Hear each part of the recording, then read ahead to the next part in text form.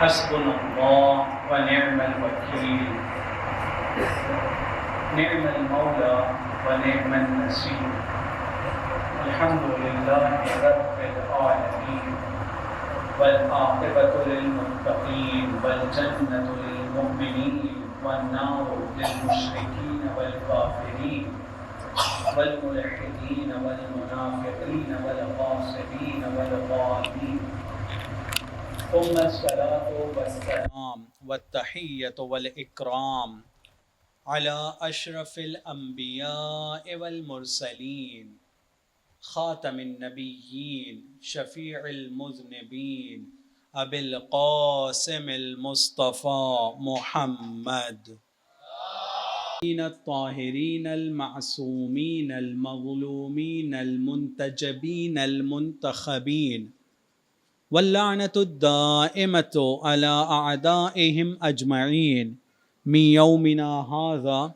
إلى قيام يوم الدين أما بعد فقد قال الله تبارك وتعالى في كتابه الكريم أعوذ بالله من الشيطان الرجيم بسم الله الرحمن الرحيم وقال ربكم ادعوني أستجب لكم إن الذين يستكبرون عن عبادتي سيدخلون جهنم داخرين صدق الله العلی العظیم.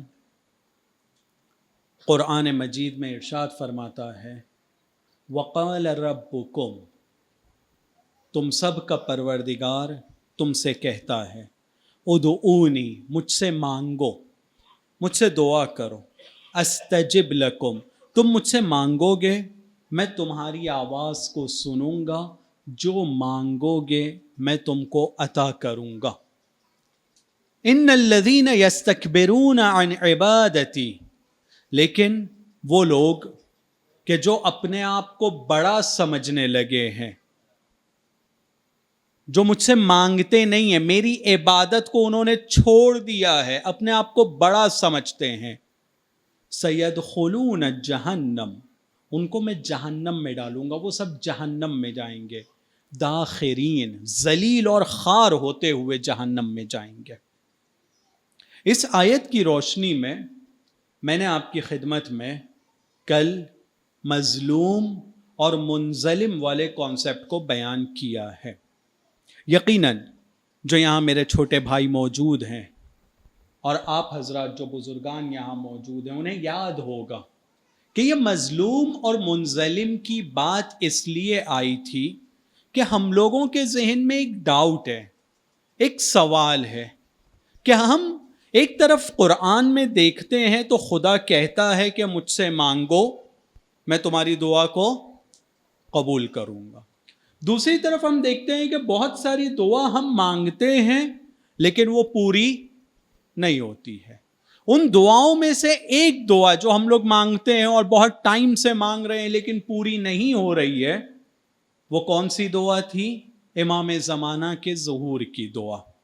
ہم سب مانگتے ہیں، لیکن کل میں نے یہ واضح کرنے کی کوشش کیا کہ امام زمانہ کے ظہور کی دعا کے اندر ہم سے چوک کہاں ہوتی ہے، کون سا ایسا پوائنٹ ہے جہاں پر ہم سے غلطی ہوتی ہے، اور صحیح معنی میں ہم یہ کہہ سکتے ہیں کہ ہم دعا ہی نہیں مانگتے ہیں. اور وہ جگہ کون سی تھی؟ ہم نے اس بات کو سنا، کل میں نے ذکر کیا کہ امام زمانہ کا ظہور کب ہوگا؟ جب دنیا ظلم و جور سے بھر جائے گی. پھر میں نے آپ سے سوال پوچھا کہ کوئی ایسی جگہ بتائیے جہاں دنیا میں ظلم نہ ہو. آپ نے جواب میں کہا کہ نہیں، دنیا میں سب جگہ ظلم ہوتا ہے، یعنی دنیا ظلم سے بھر چکی ہے، لیکن پھر امام کا ظہور کیوں نہیں ہو رہا ہے؟ کیوں نہیں ہو رہا ہے؟ پرابلم یہاں ہے کہ جن لوگوں پر ظلم ہوتا ہے، جن کے ساتھ برائی ہوتی ہے، ان کو اب برائی لگتی نہیں ہے. جب ایک آدمی کو ہی برائی نہیں لگتی اور ظلم نہیں لگتا ہے تو وہ ظلم مٹانے والے کا انتظار کیوں کرے گا؟ ہم ظلم مٹانے والے کا، ظلم کا خاتمہ کرنے والے کے لیے دل سے دعا ہی کیوں مانگیں گے اگر ہم کو جب ظلم لگتا ہی نہیں ہے؟ آدمی جب بیمار ہوتا ہے اور اسے پتا ہوتا ہے کہ میں بیمار ہوں، تب ڈاکٹر کے پاس جاتا ہے. اٹھے سٹے تو ڈاکٹر کے پاس نہیں جاتا ہے نا, جب بیمار ہوتا ہے تب جاتا ہے. ہم لوگوں کو یہ خیال کہ ہم پر ظلم ہو رہا ہے یہ خیال ہی نہیں آتا ہے. تو ہم لوگ مظلوم نہیں ہیں, ہم میں زیادہ تر لوگ منظلم ہیں.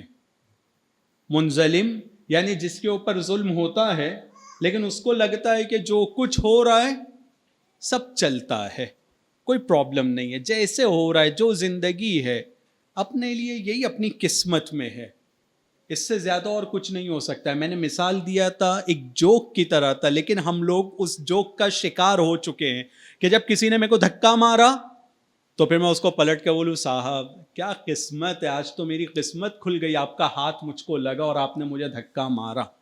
ایک اس ٹائپ کی سوچ ہم لوگ کے ذہن میں آ گئی ہے کہ جیسا بھی ہم لوگ کے ساتھ ہو رہا ہے, جو بھی ہم لوگ کے ساتھ ہو رہا ہے, ہم لوگوں کی قسمت میں یہی لکھا ہے اور ایسا ہی ہم لوگ کے لیے ہونا چاہیے تھا.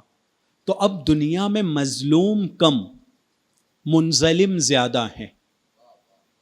دنیا میں ایسے لوگ کہ جن کے ساتھ برائی ہوتی ہے لیکن اس برائی کو وہ برائی نہیں سمجھتے ہیں, ایسے لوگ دنیا میں زیادہ ہیں. اور چونکہ ایسے لوگ زیادہ ہیں تو وہ لوگ دل سے امام کے ظہور کی دعا ہی نہیں کرتے ہیں. لیکن ایک آدمی کو یہ لگے کہ نہیں میں پرابلم میں ہوں, میرے پہ مسئلہ زیادہ ہے, میرے ساتھ برائی زیادہ ہو رہی ہے, تو وہ پھر امام کے لیے دعا ویسی کرے گا اور امام کے ظہور کے لیے گڑ گڑائے گا. ہم لوگ امام کے ظہور کے لیے ویسے گڑ گڑاتے نہیں ہیں کیونکہ ہم لوگ کو وہ احساس اور بیماری کا پتہ نہیں ہے. ایک صلوات پڑھیں بر محمد و آل محمد.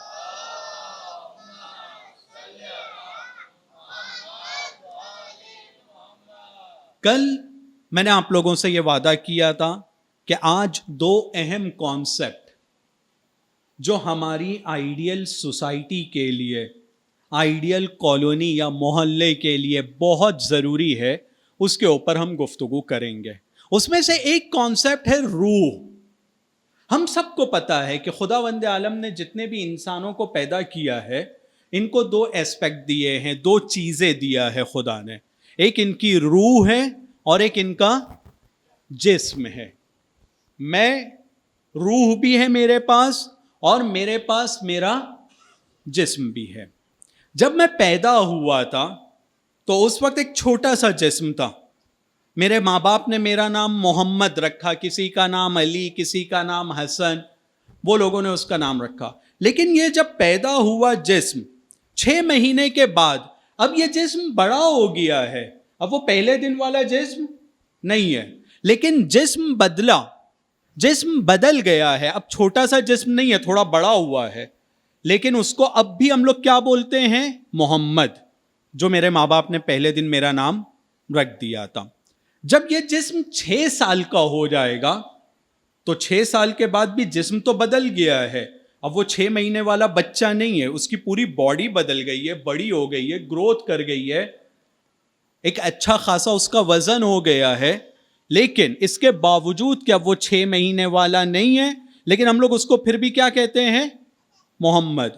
یہی بندہ 15 سال کا ہو جاتا ہے, 20 سال کا ہو جاتا ہے, 30 سال کا ہو جاتا ہے, 60 سال کا ہو جاتا ہے, 80-90 سال کا ہو جاتا ہے.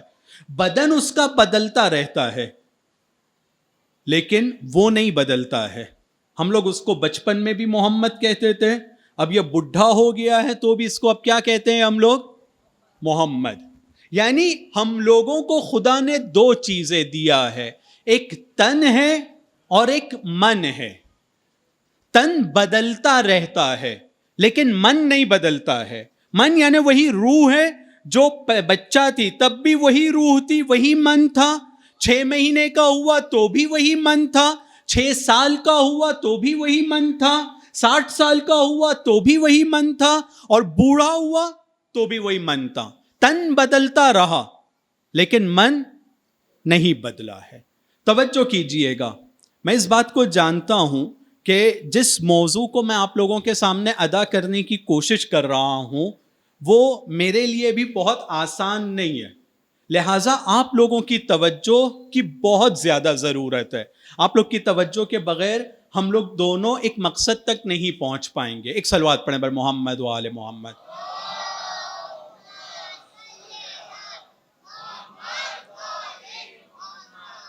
تو تن بدلتا ہے لیکن من ویسا کا ویسا ہے، چھوٹا تھا تو بھی محمد، بڈھا ہو گیا تو بھی محمد۔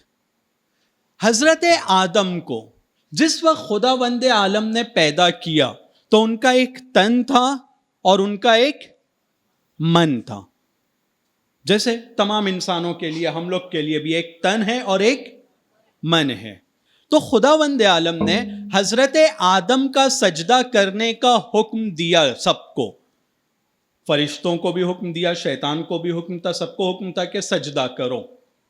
جب حکم دیا سجدہ کرنے کا تو شیطان نے سجدہ نہیں کیا۔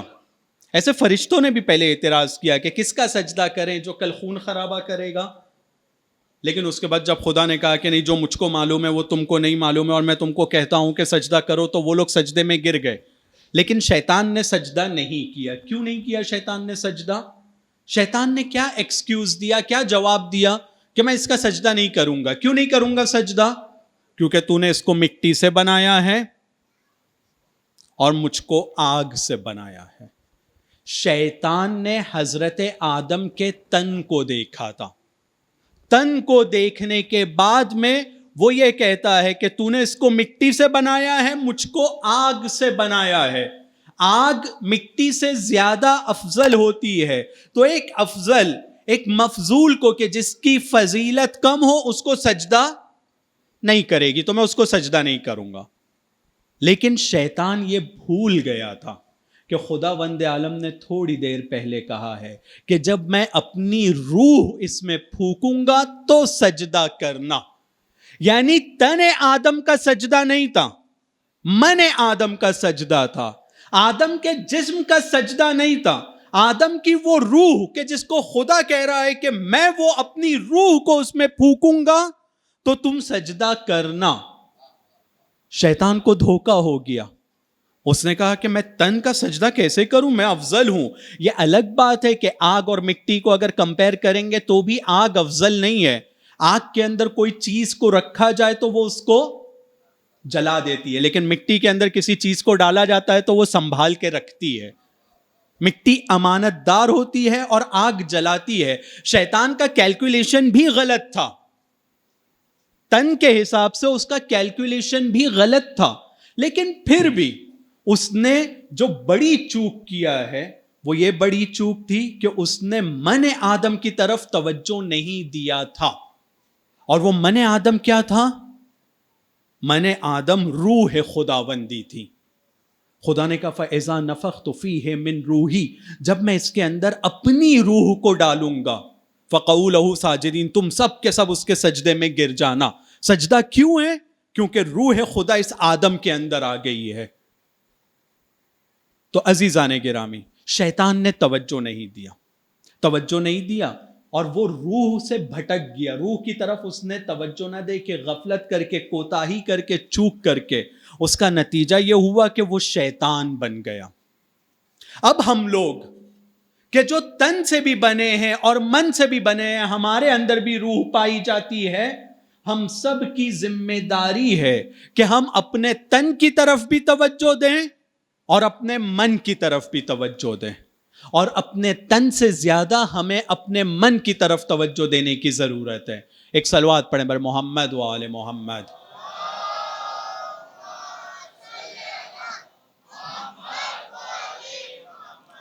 ہم لوگوں کو اپنے تن سے زیادہ من کی طرف توجہ دینے کی ضرورت بہت زیادہ ہے، تاکہ ہم لوگوں کا حشر بھی اس شیطان کی طرح نہ ہو جس نے صرف تن کے اوپر توجہ دیا لیکن من کے اوپر توجہ نہیں دیا۔ ہم لوگ لیکن اپنی زندگی کے اندر اپنے کپڑے کا تو خیال رکھتے ہیں، کھانے پینے کا تو خیال رکھتے ہیں، اور دوسرے جسمانی ضرورتوں کو پورا کرنے کے بارے میں بہت زیادہ فکر مند تو رہتے ہیں، لیکن اپنے من کے بارے میں ہم کتنا سوچتے ہیں؟ اپنے من کے بارے میں ہم دن میں کتنا وقت نکالتے ہیں؟ تن کے بارے میں تو ہم بہت زیادہ کوشش کرتے ہیں، اور بہت افسوس اس وقت ہوتا ہے کہ جب میں اپنے بچے سے بھی بہت محبت کو ظاہر کرنا چاہتا ہوں تو بہت بڑا کام یہ کرتا ہوں کہ اس کے لیے بہت اچھا کپڑا میں نے خرید لیا، اس کو میں نے ایک بہت اس کی فیوریٹ چیز جو اس کو لگتی ہے کھانے کے لیے وہ کھانے والی چیز دے دیا، اور پھر اپنے دل کو بہلانے کے لیے کہتا ہوں کہ میں کتنا اچھا باپ ہوں، اس کے کھانے پینے کا خیال رکھتا ہوں، اس کے کپڑے لتے کا خیال رکھتا ہوں. میں بھول جاتا ہوں کہ میرے بچے کو بھی اللہ نے اگر بنایا ہے تو اس میں بھی دو چیزیں ہیں، اس کا تن بھی ہے اور اس کا من بھی ہے. میں اس کے تن کی تو پرورش کرتا ہوں لیکن اس کے من کی طرف توجہ نہیں دیتا ہوں. اور پھر بہت ساری جگہ پر توجہ نہیں دیتا ہوں، یہ تو الگ بات ہے. لیکن اگر مجھے سکون چاہیے ہوتا ہے، مجھے آرام کرنا ہوتا ہے، تو اپنے بچے کو اس کے علاوہ کہ اس کے روح کے لیے میں کوئی خاص پروگرامنگ نہیں کر رہا ہوں، بہت ساری جگہ پر اس کو خود اپنے ہاتھ سے کھڈے میں دھکا مارتا ہوں. لے بیٹا موبائل لے لے، گیم کھیل اور مجھ کو سونے دے، آرام کرنے دے. لے بیٹا باہر دوستوں کے ساتھ کھیلنے کے لیے چلا جا باہر جا، 2 گھنٹے کے لیے کھیل کے مجھے ابھی یہاں پر آرام کرنا ہے. یعنی میں اپنے بچے کی روح کو اور اس کے من کو کس طرح سے دوسرے لوگوں کے حوالے کر دیتا ہوں، بغیر یہ توجہ دیے ہوئے کہ میرا بیٹا، میرا بچہ، اس کی روح کے اوپر باہر جانے سے اور بری صحبت میں بیٹھنے سے یا موبائل میں گیم کھیلنے سے یا سرفنگ کرنے کے ذریعے سے کیا اثر ہوگا.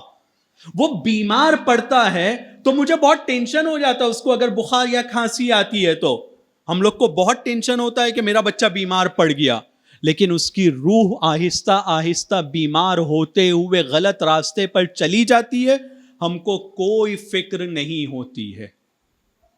ہم لوگوں کو اس بات کو سمجھنا ہوگا کہ شیطان سے کیا غلطی ہوئی تھی. شیطان نے تن کو امپورٹنٹ دیا تھا، من کو غفلت کیا تھا، من سے غفلت کیا تھا. نتیجہ یہ ہوا کہ وہ شیطان بن گیا. اب ہم اپنے آپ کو آ کر دیکھیں کہ ہم اپنے تن اور من میں کس کو زیادہ امپورٹنٹ دیتے ہیں. ہم اپنے تن اور من میں اور اپنے بچوں کے تن اور من میں کس کو زیادہ امپورٹنس دیتے ہیں. اگر میں بھی ان کے تن کا زیادہ خیال رکھتا ہوں اور من کی طرف توجہ نہیں دیتا ہوں تو میں بھی شیطان کے راستے پر چل رہا ہوں. ہم لوگوں کو اپنے بچوں کی تربیت اور روح اور اس سے پہلے اپنی روح کی طرف توجہ دینا بہت ضروری ہے. ہماری روح جو خداوند عالم نے قرار دیا ہے، یہ روح کے بارے میں خود خدا کہتا ہے کہ میں اپنی روح کو انسان کے اندر پھونک رہا ہوں. یعنی اس روح کے اندر بہت زیادہ خاصیت ہے. یہ روح ایک بہت بڑی نعمت ہے، ایک بہت بڑی طاقت ہے جو خدا نے ہم کو دیا ہے. اگر اس روح کو ہم مضبوط کریں گے اور اس روح کے اوپر توجہ کریں گے تو اس کا درجہ فرشتوں سے بڑا ہے. اتنا بڑا ہے کہ انسان کے سامنے، آدم کے سامنے فرشتوں کے سر کو خدا نے جھکایا ہے. یہ روح کے اندر یہ صلاحیت ہے کہ یہ درجے میں فرشتوں کے اوپر جا سکتی ہے. اور اگر یہ روح کے اوپر توجہ نہیں دی جائے گی، اگر یہ روح پر توجہ نہیں دی جائے گی تو جہاں یہ بہت اوپر جا سکتی ہے ویسے ہی یہ بہت نیچے بھی آ سکتی ہے، جس کے بارے میں خود خدا قرآن میں کہتا ہے اولئک کالانعام. یہ انسان جو دکھنے میں انسان دکھتا ہے یہ حقیقت میں انسان نہیں ہے بلکہ یہ جانوروں کی طرح ہو گیا ہے. اور پھر آگے کہتا ہے بل ہم اضل، بلکہ یہ جانوروں سے بھی گئے گزرے لوگ ہیں. ایک صلوات پڑھے بر محمد و آل محمد.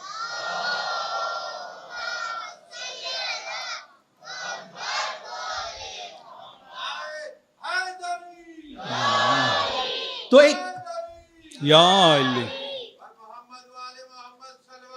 اللہم صلی اللہ محمد.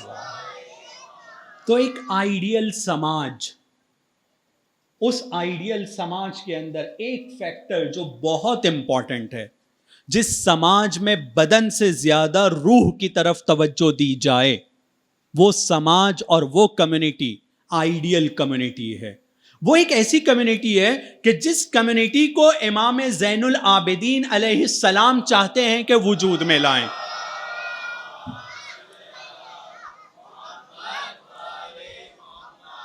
ایک واقعہ ہے کہ ایک شخص امام جعفر صادق علیہ السلام کے پاس آتا ہے. ایک صلوات پڑھ بنا.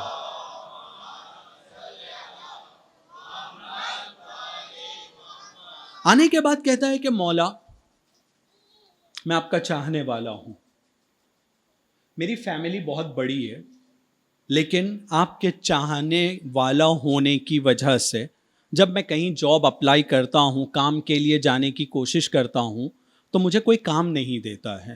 سب کہتے ہیں کہ جعفر صادق کا چاہنے والا، اس کو کام نہیں دینا ہے.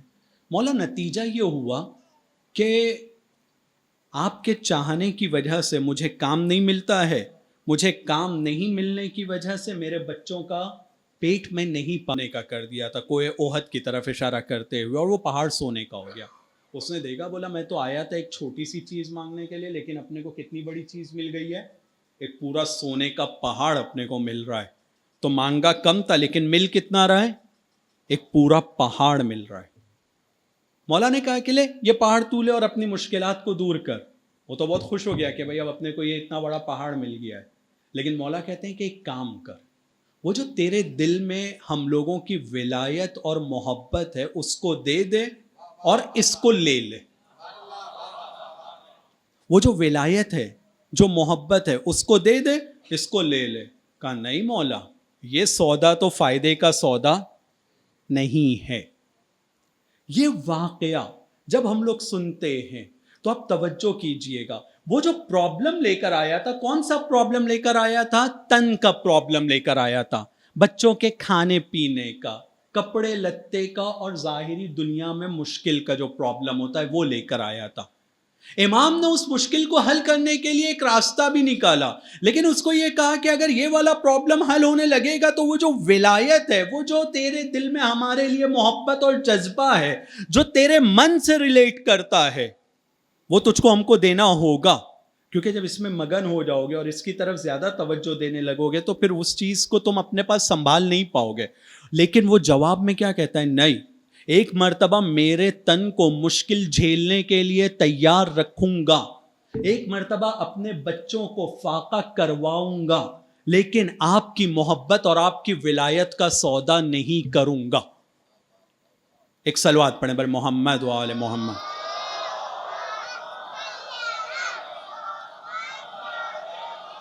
ہم کو یہ سبق دیتا ہے کہ اگر ہماری زندگی کے اندر بھی تن اور من کے درمیان کسی کو زیادہ امپورٹنس دینا ہے تو ہم کو ہماری روح کو امپورٹنس دینا ہے، اس کی غذا کے بارے میں سوچنا ہے، روح کی طاقت کے بارے میں سوچنا ہے، ایک ایسے مقام پر اپنی روح کو پہنچانا ہے جس کا درجہ فرشتوں سے اوپر ہو جائے.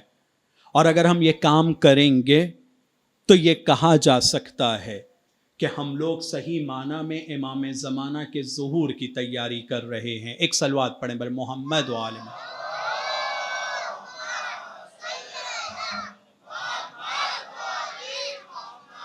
بس عزیزان گرامی، ایک کانسیپٹ یہ روح کا تھا، تن اور من کا.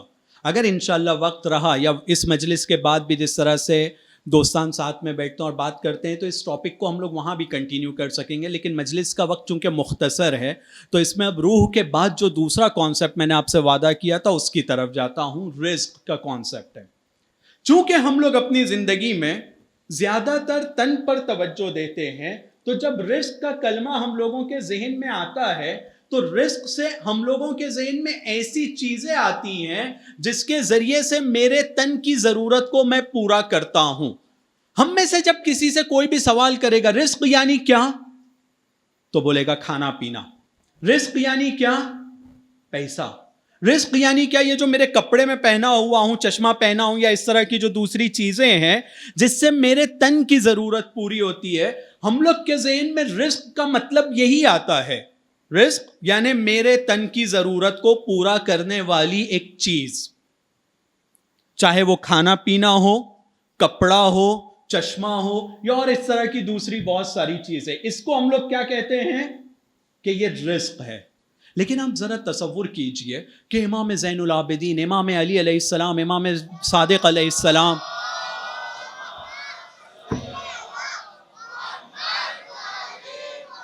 اتنی ساری دعاؤں میں جب خدا سے کہتے ہیں خدایا میرے رزق میں اضافہ کر، تو کیا وہ لوگ کی مراد یہ کھانے پینے والی چیزیں ہیں؟ وہ لوگ کی مراد یہ کہ مجھے اچھے کپڑے عطا کر؟ وہ لوگ کی مراد یہ ہو سکتی ہے؟ نہیں، بالکل نہیں ہو سکتی ہے. جب رزق کا تصور اسلام میں ہم لوگ ڈھونڈنے جائیں کہ رزق یعنی کیا، تو توجہ کیجئے گا. رزق یعنی ہر وہ چیز رزق یعنی ہر وہ چیز جس سے میں اپنے آپ کو خدا کے نزدیک کر سکتا ہوں. اگر یہ کھانا پینا اس سے میں خدا سے نزدیک ہوتا ہوں، کھاتا ہوں، پیتا ہوں، طاقت بناتا ہوں، بنا کر اس کی عبادت کرتا ہوں، تو یہ کھانا پینا میرے لیے رزق ہے. اگر یہ کپڑے کے ذریعے سے اس کپڑے کو پہننے کے بعد میں عبادت میں مصروف ہوتا ہوں تو یہ میرے لیے رزق ہے. ہر وہ چیز جس کے ذریعے سے میں خدا سے نزدیک ہو سکتا ہوں. ہو سکتا ہے آپ لوگ کے ذہن میں سوال ہو کہ یہ تو بہت پہلی بار ہم لوگ سن رہے ہیں، ایسا ہم نے اس سے پہلے نہیں سنا ہے. اب میں آپ کو ایک مثال دیتا ہوں. ہم سب کی یہ دلی تمنا ہے، اس سال 40 آ رہا ہے، اللہ کرے کہ امام حسین کی زیارت کے راستے کھلے اور ہم سب کو بار بار نصیب ہو. ہم سب ایک دعا مانگتے ہیں، اللہم ارزقنا زیارت قبر الحسین. یہاں پہ مولانا بیٹھے ہوئے ہیں، ترجمہ کیا ہوگا اس کا ترجمہ کیا ہوگا؟ خدایا ہم کو رزق عطا کر، ہم کو رزق عطا کر. کون سا رزق عطا کر؟ کھانے پینے والا رزق؟ زیارت قبر حسین. یہ ایک بہت بڑا رزق ہے، زیارت قبر حسین، جو ہم اللہ سے مانگ رہے ہیں. خود زیارت امام حسین علیہ السلام ایک رزق ہے. اللہم ارزقنا شفاعت الحسین. خدایا ہم لوگوں کی قسمت میں امام حسین کے شفاعت کا رزق لکھ دے، یعنی شفاعت حسین رزق ہے. اللہم ارزقنا حج بیتک الحرام.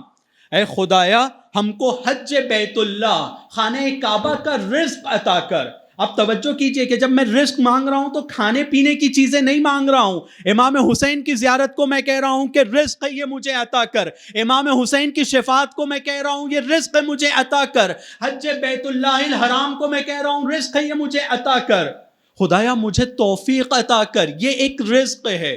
یعنی ہم لوگوں کے ذہن میں رزق کا جو کانسیپٹ ہے وہ صرف کھانے پینے والی چیز کا ہے، لیکن ہماری دعاؤں میں جب رزق کا تصور آتا ہے تو ہر اس چیز کو رزق کہا گیا ہے جس سے ہم خدا سے نزدیک ہو سکتے ہیں. ایک صلوات پڑھیں بر محمد و آل محمد.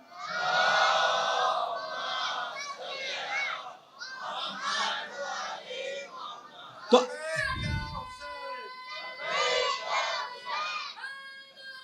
یا علی. تو عزیزان گرامی، ہم جب رزق کو سوچتے ہیں تو جو صرف تن کی ضرورت کو پورا کرتا ہے ہم اسے کہتے ہیں رزق. وہ بھی رزق ہو سکتا ہے اگر اس کے ذریعے سے ہم خدا سے نزدیک ہو سکیں تو. لیکن رزق صرف تن کی ضرورت کے پورا کرنے کا نام نہیں ہے. اصل رزق وہ ہے جو میری روحانی ضرورت کو پورا کرے. اسی لیے ہم سب کی قسمت میں خدا سے دعا ہے کہ سب سے بڑا رزق ہمارے مولا کی اس دنیا میں زیارت اور آخرت میں شفاعت خداوند عالم مقدر کرے انشاءاللہ. تو عزیزوں، اب یہ دو موضوع روح ہم لوگوں کے لیے کلیئر ہو گیا. رزق کو بھی میں نے اپنی ٹوٹی پھوٹی زبان کے ذریعے سے آپ کے سامنے واضح کرنے کی کوشش کیا. اب آپ توجہ کیجئے گا، جب خدا نے مجھے تن اور من سے بنایا ہے اور میرے لیے خدا نے رزق کا انتظام کیا ہے بڑی ہستیوں کی صورت میں، امام زمانہ کی صورت میں، تو کتنا افسوس کی بات ہوگی کہ ایک انسان جس کے تن اور من دونوں کو ضرورت ہو، اور تن کی ضرورت چھوٹی موٹی چیزیں 2 گز کی زمین اور کچھ لقمے ہوں، وہ اس کی طرف متوجہ ہو کر اپنی پوری زندگی کو لگا دے اور اپنی روح کی ضرورت کے جو وقت کا امام ہے اس کے ساتھ اپنے رابطے کے بارے میں کچھ بھی نہ سوچے. کتنا سخت وقت ہے کہ ہم اپنی پوری زندگی اپنے تن کی ضرورت میں لگا دیں، اور جتنی بھی ہم تن کے لیے چیزوں کو اس دنیا میں حاصل کریں گے، ایک چیز بھی ایسی نہیں ہے جو میں اپنے ساتھ لے کر جا سکوں. سب مجھے اس دنیا میں چھوڑ کر جانا ہے.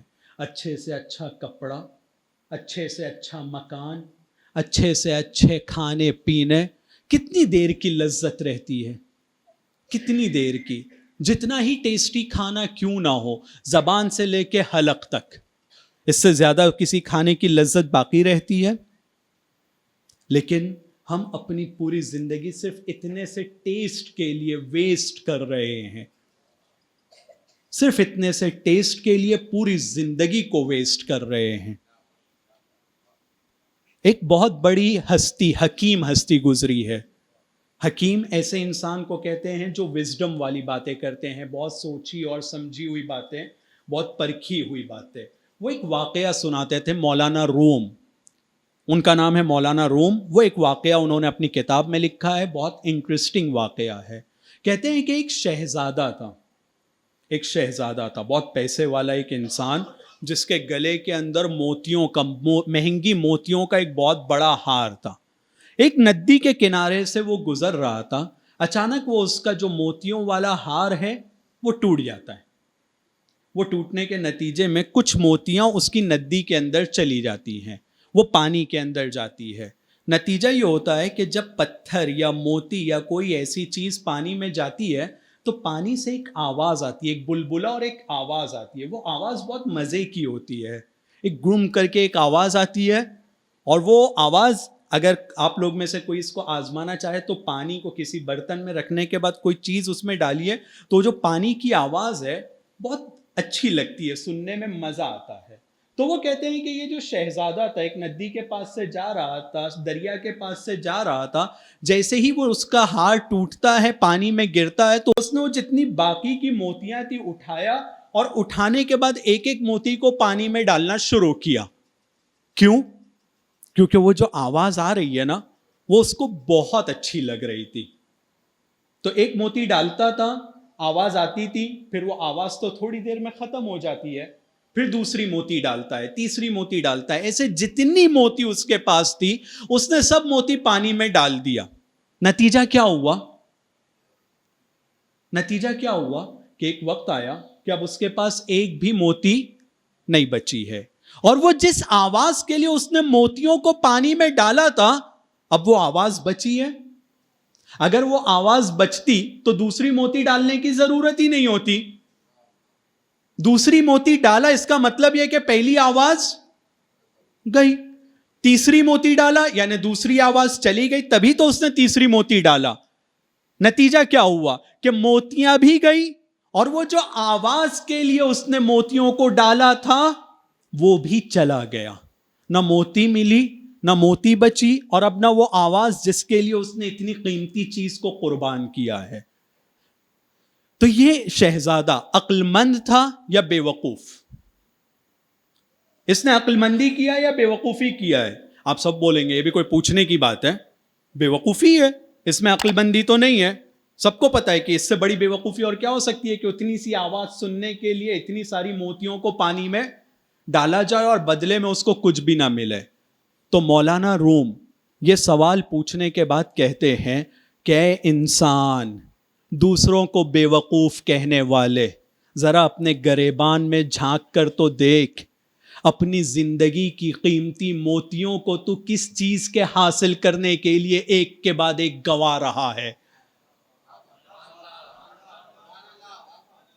تو کس چیز کو حاصل کر رہا ہے؟ اس کو کہتا ہے بے وقوف کہ اتنی قیمتی موتی دے کر اتنی چھوٹی سی لذت کو حاصل کیا اس نے، وہ بے وقوف. لیکن اللہ نے یہ جو تجھ کو زندگی دیا ہے، یہ جو ہم کو زندگی دیا ہے، ہم اس زندگی کے بدلے میں کیا حاصل کر رہے ہیں؟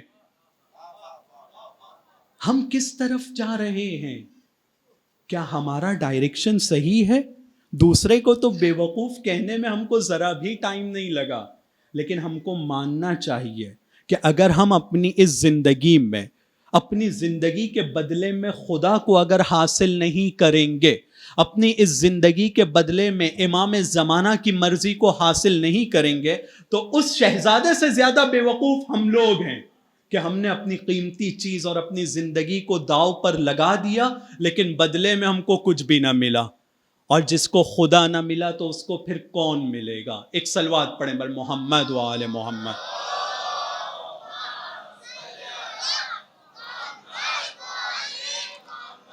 تو کتنا آسان ہے دوسرے کے بارے میں فیصلہ کرنا، لیکن اپنے گریبان میں جھانکنا بہت ضروری ہے. اگر ہم اپنے گریبان میں اب بھی نہیں جھانکیں گے تو پھر یہ موقع ہمیں نہیں ملے گا. ہم لوگ خوش قسمت ہیں کہ ہم لوگوں کے درمیان فرش عزا بچھا ہوا ہے. اس کے وسیلے سے ہم اپنے آپ کو بدلنے کی دعا مانگیں. اس فرش عزا پر جس نے آنے کا وعدہ کیا ہے، بی بی زہرا سلام اللہ علیہا، ان سے توسل کریں۔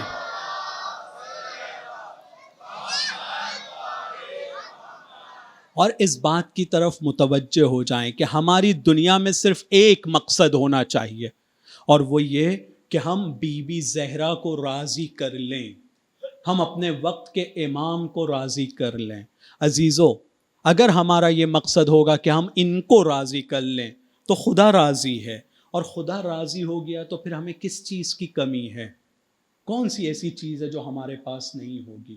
اور یقین جانیے، یہ میں روایتوں کے جملے آپ کے سامنے بیان کر رہا ہوں کہ اگر دنیا میں یہ کوشش کروں گا کہ میں لوگوں کو راضی کروں تو ایک کو راضی کروں گا، دوسرا ناراض ہوتا ہے، دوسرے کو راضی کرنے جاؤں گا، تیسرا ناراض ہوئے گا، تیسرے کو راضی کرو، چوتھا ناراض ہوگا۔ میرے میں اور آپ میں اور ہم انسانوں میں اتنی طاقت نہیں ہے کہ ہم اس دنیا میں سب کو راضی کر سکیں۔ ہم یہ کام نہیں کر سکتے ہیں۔ جب ہم یہ کام دنیا میں کر ہی نہیں سکتے ہیں تو اس کی طرف ہم کو جانے کی کوشش بھی نہیں کرنا چاہیے۔ اپنی پوری انرجی ہم کو لگانا چاہیے کہ صرف ایک کو راضی کر لو، اور وہ ایک ہم سے وعدہ کرتا ہے کہ اگر تم میرے ساتھ اپنے رابطے کو اچھا بناؤ گے تو میں وعدہ کرتا ہوں کہ تمہارے رابطے کو دنیا کے ساتھ اچھا بنا دوں گا۔ وہ یہ وعدہ کرتا ہے۔ ہم لوگ اپنی پوری زندگی لگاتے ہیں سب کے ساتھ رابطے کو اچھا بنانے کے لیے، نتیجہ یہ ہوتا ہے نہ خدا ہی ملا، نہ وصال صنم، نہ ادھر کے رہے نہ ادھر کے رہے۔ ایک صلوات پڑھے بر محمد و آل محمد۔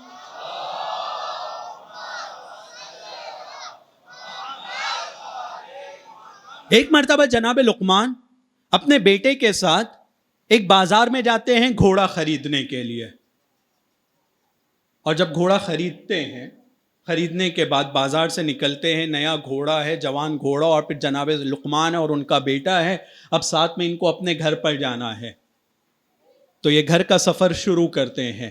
اس سفر کو شروع کرنے میں جناب لقمان کہتے ہیں کہ بیٹا تو گھوڑے کے اوپر بیٹھ جانا، کیونکہ اپنے پاس ایک سواری ہے تو تم گھوڑے کے اوپر بیٹھ جاؤ۔ بیٹا کہتا ہے نہیں نہیں بابا، کیسے ہو سکتا ہے، آپ بزرگ ہیں، آپ بیٹھ جائیے، میں گھوڑے کی لگام پکڑتا ہوں اور لے کر چلتا ہوں۔ جناب لقمان گھوڑے کے اوپر بیٹھ جاتے ہیں اور وہ بیٹا لگام پکڑ کے آگے آگے چل رہا ہے۔ دیکھنے والی پبلک، کچھ چوراہے کے اوپر لوگ دکھتے ہیں، کہتے ہیں کہ کتنا بے رحم باپ ہے کہ سواری کو اتنے دھوپ میں لے کر جا رہا ہے اور بیٹے کے ہاتھ میں لگام پکڑا دیا اور خود گھوڑے کے اوپر آرام سے بیٹھ کے جا رہا ہے۔ باپ ایسا تھوڑی ہونا چاہیے، باپ مہربان ہونا چاہیے، بیٹے کو گھوڑے کے اوپر بٹھائے اور خود جائے۔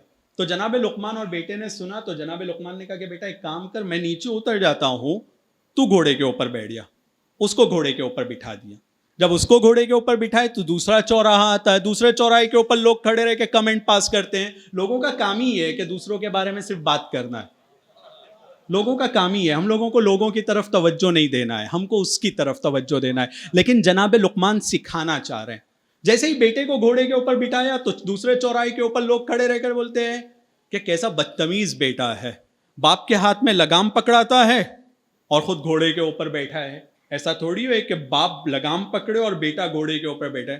جناب لقمان نے جب یہ سنا تو بیٹے کو بھی بولا کہ بیٹا میں اکیلا بیٹھا تھا تو پبلک کو پرابلم، تو اکیلا بیٹھا تو پبلک کو پرابلم، چلو ایک کام کرتے ہم لوگ دونوں گھوڑے کے اوپر بیٹھ جاتے ہیں۔ تیسرا چوراہا آتا ہے، اس چوراہے کے اوپر لوگ کھڑے رہ کر دیکھتے ہیں، بولتے ہیں یار کیسے لوگ ہیں، ایک سواری کے اوپر دو انسان۔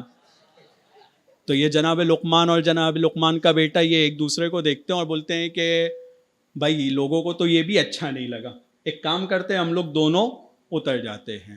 پھر تھوڑا آگے بڑھتے ہیں تو کچھ لوگ بولتے ہیں کتنے بیوقوف لوگ ہیں، ایک سواری اور دونوں لوگ پیدل چل رہے ہیں۔ تو دنیا کی یہ حقیقت ہے کہ اگر ہم دنیا کی طرف کان دیں گے اور دنیا والوں کو خوش کرنے کی کوشش کریں گے تو ماں کو خوش کرنے جاؤ بیوی ناراض، بیوی کو خوش کرنے جاؤ بچوں کو پرابلم، بچوں کو خوش کرنے جاؤ تو دوسرے رشتہ داروں کو پرابلم۔ ہم لوگ اس طرح کی زندگی گزارنے میں اگر مگن ہو جائیں گے تو یقین کیجئے کہ اپنی زندگی کو ہم اسی دنیا میں جہنم بنا دیں گے، کیونکہ ہم کسی کو خوش نہیں کر پائیں گے، اور کسی کے دل میں جو ہم سے متعلق توقع ہے وہ ہم پوری نہیں کر پائیں گے۔ تو ہم لوگوں کو اپنی زندگی کو فوکس کرنا چاہیے، توجہ دینا چاہیے اس بات کے اوپر کہ اتنے سارے لوگوں کو خوش کرنے سے اچھا یہ ہے کہ اس کو خوش کر دوں، اگر وہ خوش ہو گیا تو میری دنیا میں بھی کامیابی اور آخرت میں بھی کامیاب ہو جاؤں گا۔ ایک صلوات پڑھیں بر محمد و آل محمد۔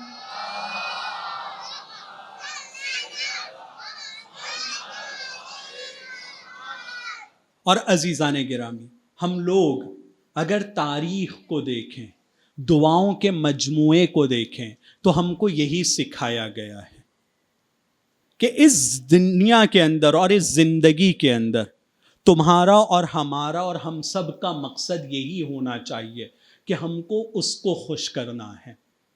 ایک آئیڈیل سماج میں، ایک ایسی سوسائٹی میں جو اپنے آپ کو امام زمانہ کے سپاہی بطور تیار کرنا چاہتی ہے، اس کی جو ایک اہم کوالٹی ہے وہ یہ ہے کہ وہ لوگوں کو خوش کرنے کے بجائے خدا کو خوش کرنے کے لیے اپنی زندگی کو وقف کریں گے۔ چاہے دنیا ناراض ہو، ہم کو کوئی فرق نہیں پڑے گا، وہ خوش ہونا چاہیے۔ اور اس کی خوشی اگر ایک مرتبہ حاصل ہو گئی تو پھر وہ وعدہ کرتا ہے کہ جو میرا ذکر کرے گا، جو میرے لیے قدم اٹھائے گا، میں اس کے ذکر کو سدا اور ہمیشہ کے لیے باقی رکھوں گا۔ ہم لوگ لوگوں کو خوش کیوں کرتے ہیں؟ اسی لیے نا کہ وہ میری تعریف کریں، ان لوگوں کے درمیان میرا تذکرہ ہو۔ لیکن جو خود زندہ نہیں رہنے والا ہے، کچھ ہی دن کی سب کی زندگی ہے، وہ میرا کیا ذکر کرے گا، وہ میری کیا تعریف کرے گا؟ لیکن دوسری طرف خدا کی ذات مجھ سے وعدہ کرتی ہے، ہم سے قرآن میں وعدہ کرتی ہے کہ اگر فَاذْكُرُونِی أَذْكُرْكُمْ، تم میرا ذکر کرو میں تمہیں یاد رکھوں گا۔ تو جب خدا جیسی ذات ہم لوگ سے وعدہ کرتی ہے کہ ذکر خدا کرو میں تمہارا ذکر کروں گا، تو اس سے بڑی اور ڈیل کیا ہو سکتی ہے کہ ہم خدا کے ساتھ یہ ڈیل کر لیں کہ خدا میں تجھ کو یاد کروں گا اور تو میرے ذکر کو باقی رکھنا۔ اس سے بڑی اور کیا ڈیل ہو سکتی ہے؟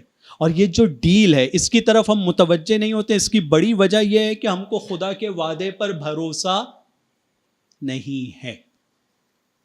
خدا کے وعدے پر بھروسہ نہ ہونے کی وجہ سے ہم اس ڈیل کے اوپر عمل کرنے کے لیے آگے نہیں بڑھتے ہیں۔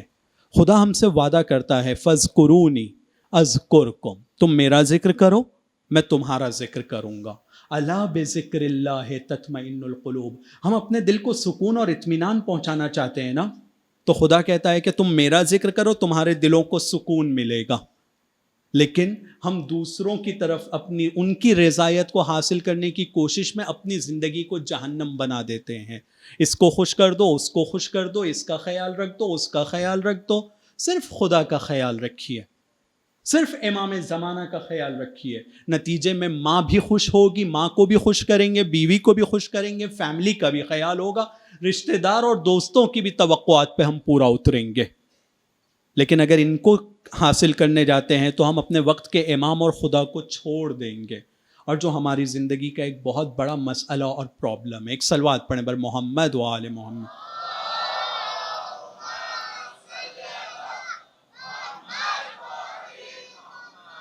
اگر ہم تاریخ کی طرف دیکھتے ہیں تو ہمیں اس طرح کے واقعات بہت زیادہ ملتے ہیں جن واقعات میں ہم کو یہ پتہ چلتا ہے یا سکھایا جاتا ہے کہ ہم لوگوں کو مشکل سے مشکل حالات میں بھی اپنے خدا کے دامن کو نہیں چھوڑنا ہے، وقت کے امام کا خیال رکھنا ہے، وقت کے امام کی رضایت کو حاصل کرنے کی کوشش کرنا ہے۔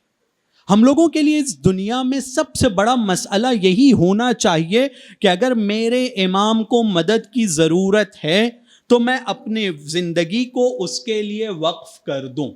اسی لیے میں آپ کے سامنے کربلا کے ایک واقعے کو ذکر کرتے ہوئے اپنی بات کو تمام کرنا چاہتا ہوں۔ ہم سب نے اس بات کو سنا ہے کہ ایک 13 سال کا نوجوان لڑکا ہے،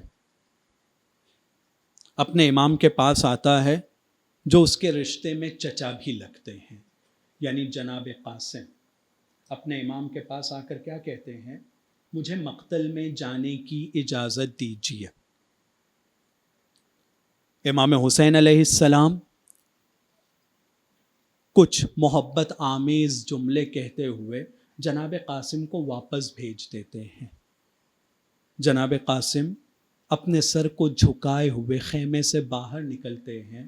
کبھی اپنی ماں کے پاس جا رہے ہیں، کبھی اپنے خیمے میں جا کر بیٹھ رہے ہیں، اور ایک بہت زیادہ ٹینشن میں ہیں کہ کیسے میں مقتل میں جانے کی اجازت لوں، کیا بولوں، کیا کروں، کیسے کہوں کہ مولا مجھے مقتل میں جانے کی اجازت دے دیں.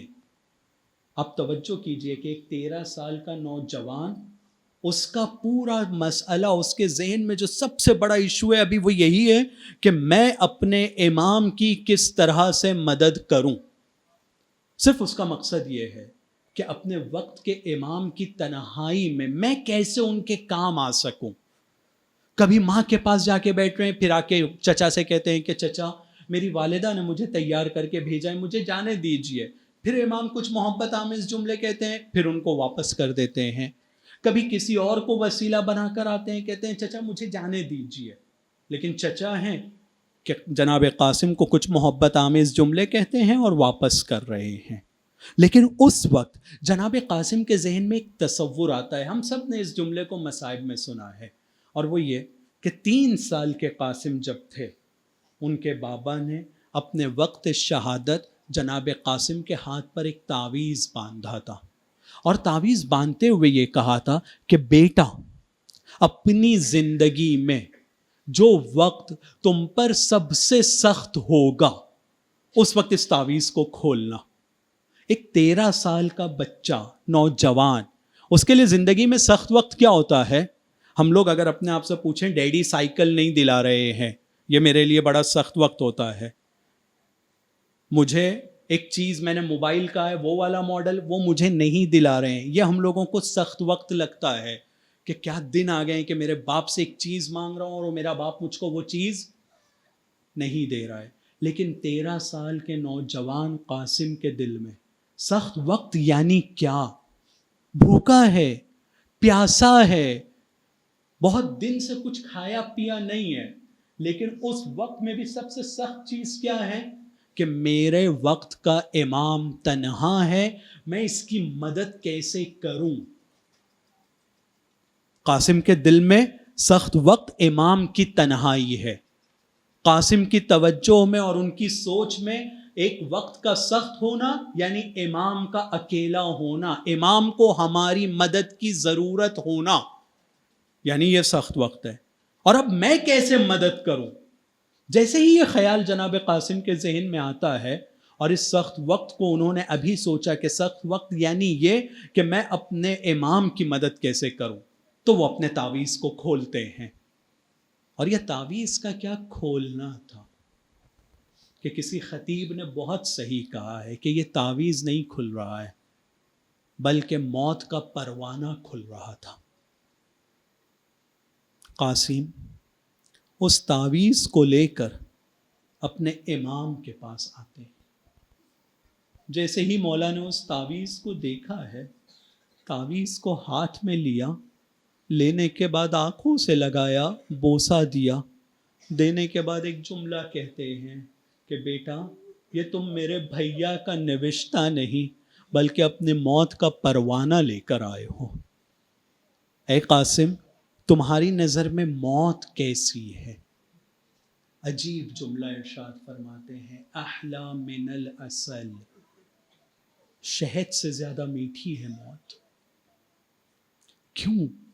کیونکہ وقت کے امام کو میرے بدن کی اور میری شہادت کی ضرورت ہے، مجھے اس کی تنہائی کو دور کرنا ہے.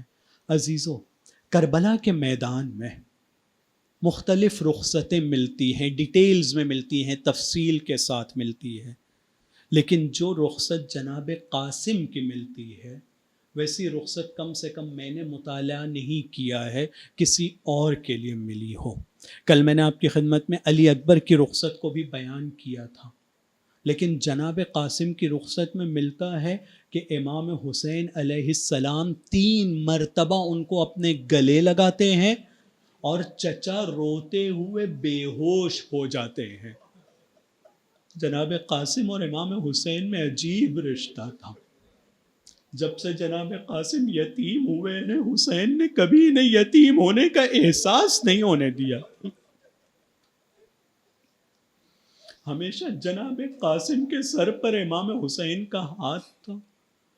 ایک ایسے بچے کو جب تربیت اور پرورش کیا ہے اور جب وہ مقتل میں جانے کی اجازت مانگتا ہے تو امام حسین کے لیے بھی آسان نہیں تھا. لہٰذا ملتا ہے کہ 3 مرتبہ گلے لگایا اور 3 مرتبہ بے ہوش ہوئے ہیں، اور جب ہوش سے فاقہ پایا تو آخری مرتبہ جناب قاسم کو گھوڑے پر سوار کرتے ہیں، ان کے گریبان کو چاک کرتے ہیں، ان کے سر پر ایک امامہ رکھتے ہیں. حمید ابن مسلم کہتا ہے کہ جناب قاسم خیمے سے ایسے نکل رہے تھے جیسے چمکتا ہوا چاند نکل رہا ہو. ذرا تصور کیجئے کہ دشمن کا رپورٹر جسے چاند کہہ رہا ہو، اس کی ماں کی نظر میں کتنا خوبصورت یہ لڑکا ہوگا. جناب قاسم امام حسین سے اجازت لے کر مقتل کی طرف جاتے ہیں. عزادارو، ایک وقت ایسا آتا ہے کہ جناب قاسم ایک ایک لائن ان کے مقابلے میں آتا ہے لڑنے کے لیے. جناب قاسم اس کو قلع قمع کر دیتے ہیں. عمر سعد آواز دیتا ہے اس سے اکیلے نہیں لڑا جا سکتا ہے، اس سے لڑنے کے لیے پوری فوج کو مل کر حملہ کرنا ہوگا، کیونکہ یہ علی کا پوتا ہے، اس کا مقابلہ ایسے نہیں کیا جا سکتا ہے. پوری فوج نے مل کر حملہ کیا. جیسے ہی حملہ ہوا جناب قاسم دفاع کرتے رہے.